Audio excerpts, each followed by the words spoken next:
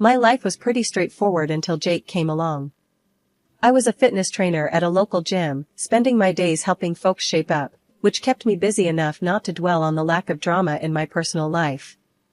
That all changed the day Jake walked into my gym. "Hey, I'm looking to switch up my routine. Got any killer moves to start with?" he asked, his tone light but his gaze intense. I gave him a once-over. He wasn't the usual newbie, unsure of which machine to try first. No, he looked like he knew his way around a gym, but was here for something more. "Sure," I replied, leading him to a set of weights. "Let's see what you've got." That first session turned into a week, then a month, and our casual chats grew longer and more personal. Jake owned a small family restaurant, famous for its authentic Italian dishes. "It's all about the sauce," he'd say, "and nobody makes it like my mom."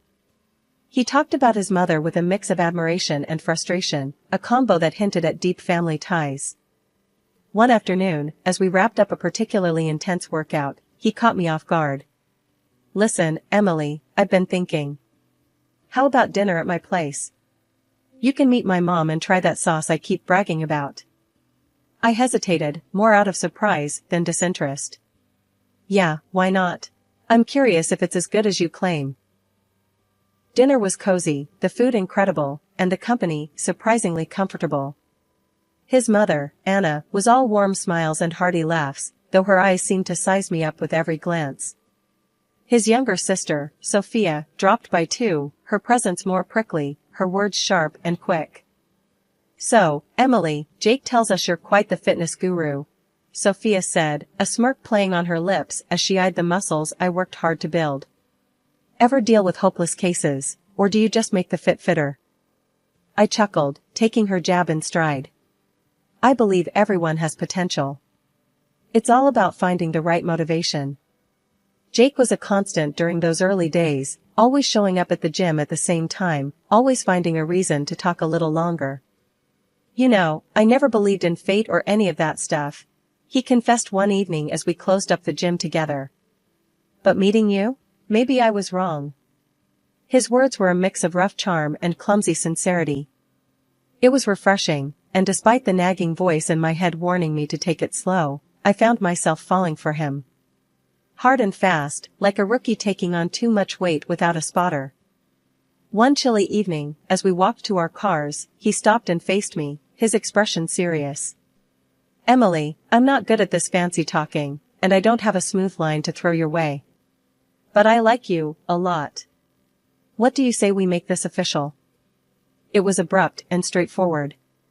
No games, no dancing around the subject.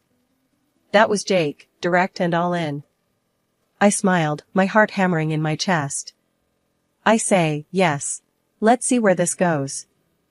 And just like that, I was no longer just the fitness trainer at the local gym. I was Jake's girlfriend, and soon enough, his wife. Moving into Jake's mom's house right after we got married wasn't exactly what I had pictured for our happily ever after. Jake told me it was important to him because of his family ties, but living with his mom, Anna, and his sister, Sophia, was tough from the start. They didn't hide their displeasure about me joining the family, and things got tenser day by day. The house was always bustling, and somehow I ended up with more than my fair share of chores. After long hours at the gym, I'd come home to an endless list of tasks. The old washing machine was a nightmare, it broke down so often that I half joked it had something personal against me. But nobody else seemed to notice or care, especially not Anna or Sophia.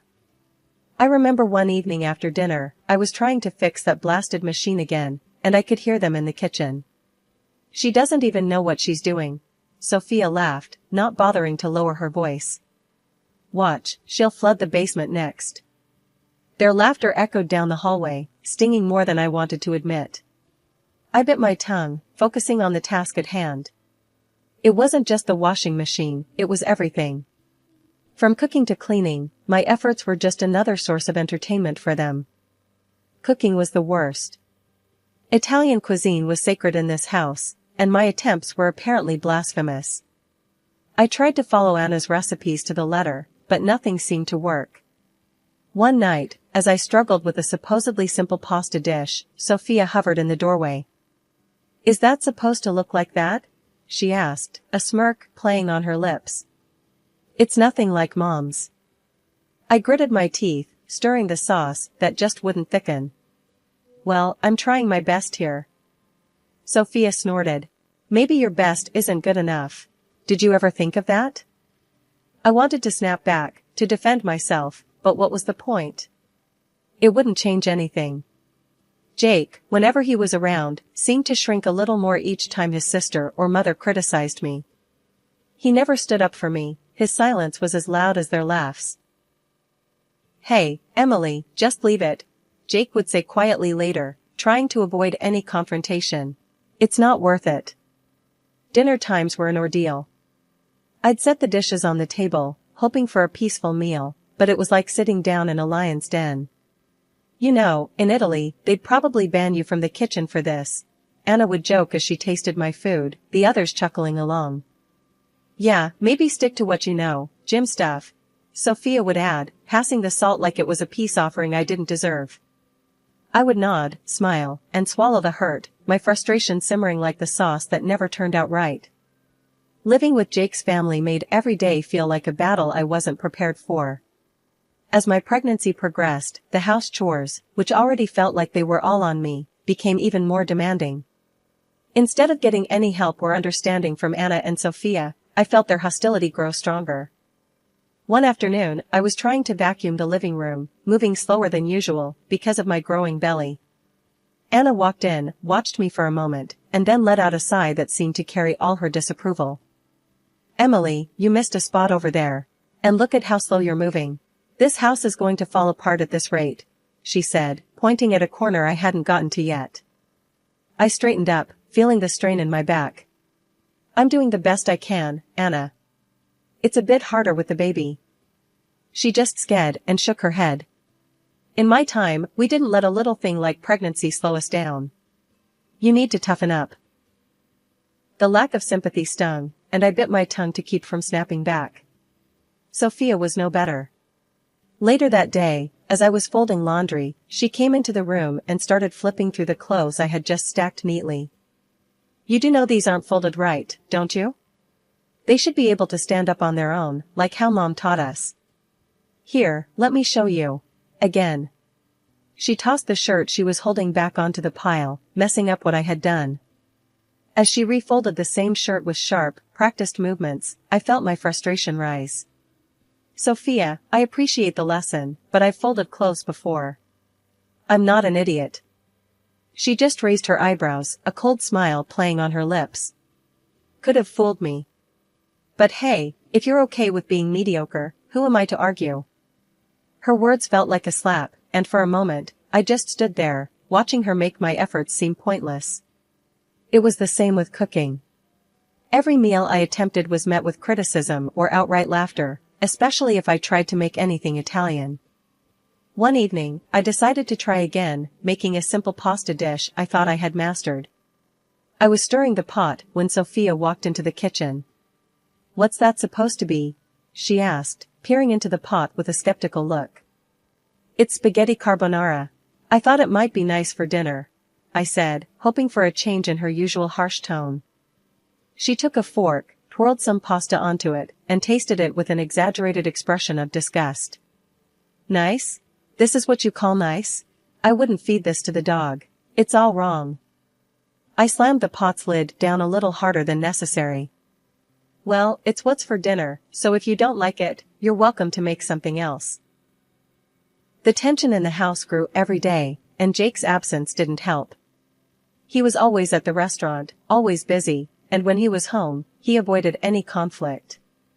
Whenever I tried to talk to him about how his sister and mother were treating me, he'd just sigh and say something like, I know it's tough, Emily, but try to hang in there. They'll warm up to you eventually. Just give it time. After giving birth to my son, I hoped things might get better, but the reality was just the opposite. I had gained a good amount of weight during pregnancy, which became the new source of their mockery. Look at how much she's eating. Anna would laugh as I tried to nourish myself for breastfeeding. Are you feeding a child or a small army? One day, while I was nursing my son in the living room, I heard Sophia mimic a cow's moo from the kitchen. The sound sliced through me, and tears pricked my eyes. It was clear they saw me as nothing more than a cow, a utility for my son. I reached my breaking point after the mocking, and the cold treatment at home became too much. I needed something for myself, a space where I wasn't just the criticized daughter-in-law or the underappreciated wife. That's when I decided to start my own YouTube channel and Instagram page.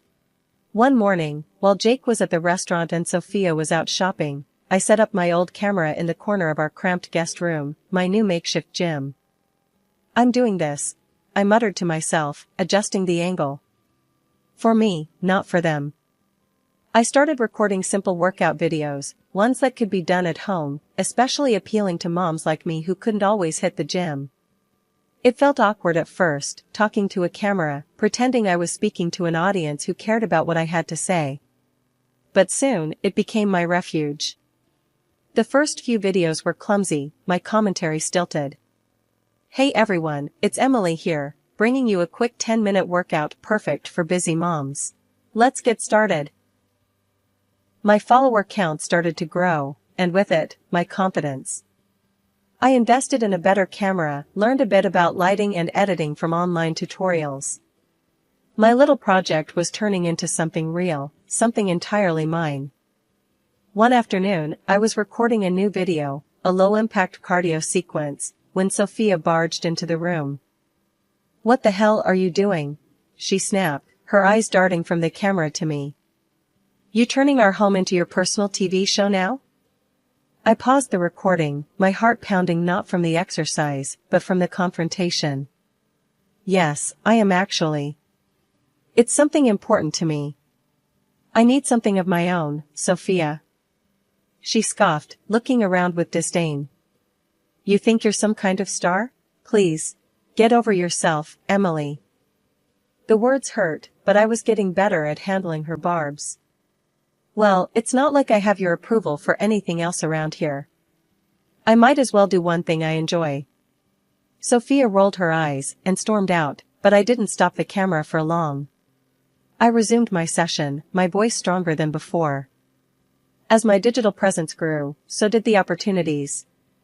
Brands started reaching out to me, offering to send free products for me to use in my videos.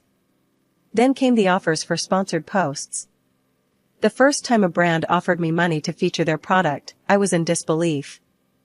"I can't believe they're paying me for this," I said to Jake over dinner one night, trying to share my excitement. "That's great, Emily," he said, though his tone was distracted, his mind on his restaurant troubles. "Just keep it quiet, okay? Mom and Sophia don't need to know about this." As I turned back to the dishes, a notification pinged on my phone. Another comment, another follower, another step away from the disdain and towards something beautifully ordinary, but all mine. "You're doing amazing, Emily. Thanks for sharing your journey," the comment read. My channel wasn't just a hobby anymore, it was a budding business, pulling in more cash than Jake's struggling restaurant. Soon, I was handing him $2,000 a month to cover the house bills, making it look like his contribution. Despite my success, Anna and Sophia still treated me like a freeloader. "She does nothing around here, just prances about making her silly videos," Anna would snipe when she thought I was out of earshot. Sophia was no better, echoing her mother's sentiments and adding her own barbs about how I should be doing more housework like a real woman. Then Jake's restaurant hit a rough patch. He came to me, looking more worn than I'd seen him in months. The restaurant needs a cash injection badly. Can you help out?" His eyes were pleading. I didn't hesitate, transferring $10,000 for what he called urgent developments. He was thankful, genuinely so, but it wasn't long before he was asking for more. "Just another $5,000 for the bills this month," he said softly, almost ashamed. I agreed, because I could afford it, and because he was still the father of my son, who he absolutely adored. But deep down, I felt the imbalance growing, not just in our finances, but in our relationship too. Life at Jake's family home was always strained, but it turned unbearable when Sophia got married and brought her husband, Mark, to live with us. The house was packed, and any semblance of privacy or peace I had carved out for myself and my son vanished overnight. Anna, never one to mince words, started calling me lazy and a parasite right to my face. "You do nothing around here," she'd snap as I tried to manage my online work while keeping an eye on my son. "Just taking up space." It didn't help that Sophia was now expecting her first child, and Anna made it clear they needed more room, implying that my son and I were in the way. "Soon, there'll be another baby in the house, and we can't have freeloaders taking up space," Anna declared one evening, her eyes darting pointedly in my direction. The atmosphere grew colder, and then, as if things couldn't get any worse, Jake announced he had to leave town for a few weeks to handle some urgent matters with his restaurant in another city. He packed up and left, kissing me and our son goodbye, oblivious to the storm he was leaving behind. I tried to keep things normal, taking my son to school and continuing with my videos in the park. But the day everything truly fell apart was like any other until it wasn't. After picking up my son from school, we walked back home, chatting about his day, only to find our belongings, suitcases, bags of clothes, and even my son's toys, piled up outside the front door. Confused and heartbroken, I rang the doorbell, only to be greeted by the cold faces of Anna and Sophia through the window. They opened the door just a crack, enough to speak, but not enough to let us in. "You need to find somewhere else to stay," Anna said, her voice harsh and unwavering. "What are you talking about?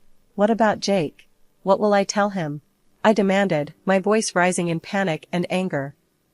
Sophia laughed, a cruel, cutting sound. "Tell him whatever you want.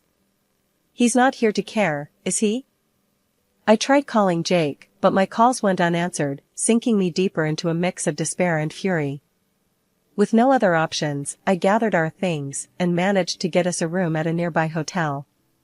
Sitting there, in that impersonal room with my confused and upset son, I felt a shift inside me. This wasn't just a temporary retreat, it was a forced eviction from a life I could no longer tolerate. I had just finished unpacking our essentials when my phone pinged with a new message. It was from Sophia, which was odd because we hardly communicated directly, especially not since the fallout. Her message was shockingly cheerful. "Thought you might want to see what your beloved husband has been up to," accompanied by a link. Curiosity piqued and anxiety tightening in my chest, I clicked the link. It redirected me to a social media page filled with photos of Jake, photos that showed him not on some urgent business trip as he claimed, but enjoying cozy dinners and walks on the beach with another woman. The timestamp on the latest photo, just yesterday. I sat there, numb, the phone slipping slightly from my hand as the realization hit me. He wasn't just away on business, he was living a whole other life without us. Anger, sharp and bitter, bubbled up, but before I could drown in it, my son tugged at my sleeve. "Mommy, are you okay?" His small voice, filled with concern, pulled me back from the edge. I forced a smile, scooping him up into my arms. "Yeah, buddy, I'm okay. Just a little tired, that's all." I sat there, staring at the screen, a mix of anger and betrayal coursing through me. All this time, I had been the financial backbone for his failing restaurant and for his family, who had just thrown me and my son out like yesterday's garbage. And here he was, living a double life at my expense. Over the next week, my phone was incessantly buzzing with calls from Jake. When I finally answered, his voice was laced with feigned concern. "Emily, where are you guys? I heard about what happened. You should come back. We have bills to sort out, and the restaurant needs more funding." His words made my blood boil, but I kept my tone neutral. "Sure, Jake. We can discuss it. I'll come by tomorrow." "Great, I really think it's best to handle these things in person," he replied, sounding relieved. Hanging up, I felt a cold determination settle over me. He had no idea that I knew about his affair, or that I had no intention of playing the forgiving wife who footed his bills. Tomorrow's meeting would be a turning point, and I was ready for it. Dropping my son off at school that morning felt like the calm before the storm. As I drove to my mother-in-law Anna's house, where I knew Jake, Anna, and my pregnant sister-in-law, Sophia, would be waiting, my stomach churned with nerves and resolve. When I arrived, Jake was obviously relieved and maybe even a bit happy to see me, unlike Anna and Sophia, whose faces were marked with discontent. Without wasting any time, I pulled out the divorce papers from my bag and handed them to Jake. His shock was palpable, his eyes widening as he scanned the documents. Anna and Sophia couldn't contain their initial reactions and began to smile, thinking this was their victory. That smile quickly faded when I addressed them. Don't be too quick to celebrate. You've been living off my efforts all this time. Jake's face fell as he admitted to them. The restaurant isn't doing well. It hasn't been for a long time. The revelation sparked immediate outrage from Anna and Sophia. They turned on him, their earlier glee replaced with anger as they scolded him for keeping them in the dark and for losing what they considered their financial safety net, me. Sophia, ever the brazen one, sneered at me. Well, since Jake makes less than you, he'll just have to file for alimony. How's that for justice? Jake perked up at this, nodding eagerly, as if it were some sort of twisted victory. I almost laughed at the absurdity. That's where you're wrong, Sophia. And Jake, I continued, turning to face him squarely. You won't see a cent for alimony. I know about the affair. The color drained from his face. How did you? Your sister sent me everything. Pictures, dates, places, I said, pointing to Sophia, whose face turned a shade paler. Thanks to her, I have all the evidence I need. What followed was a furious back and forth among them, a mess of accusations and denials. I let them drown in their quarrel for a moment before speaking up again. I'm also taking back everything I paid for. Every appliance, every piece of furniture. Their arguing ceased as the reality of the situation hit them. I had already arranged for movers, and as they began hauling away the refrigerator, the washing machine, the flat-screen TV, and even the fancy blender I had bought last Christmas, Anna and Sophia watched, their faces streaked with tears and disbelief. You can't do this. We need those things. Anna cried out, her voice breaking.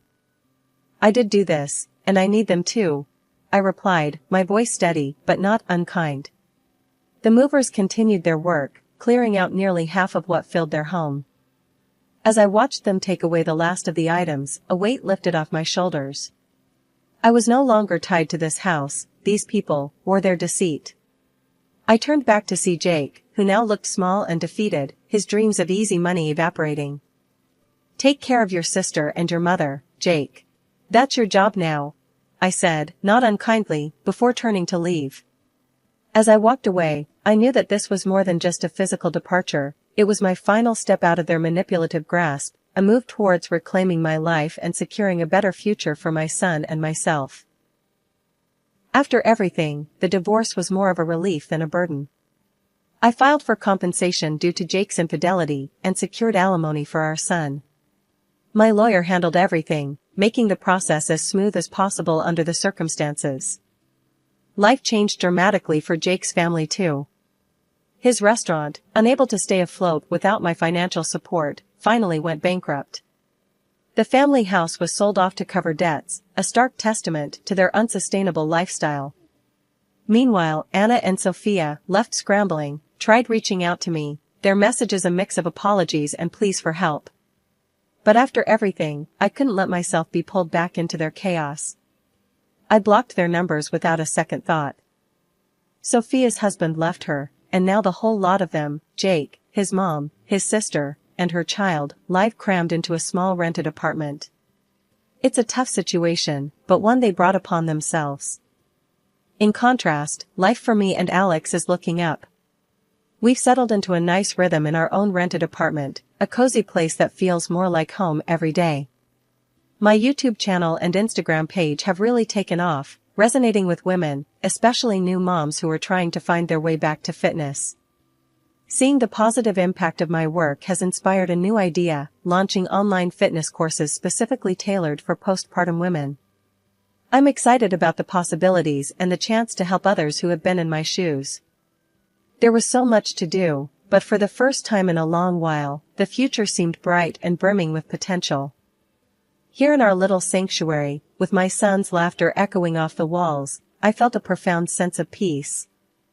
We had made it through the storm, and now, it was our time to shine.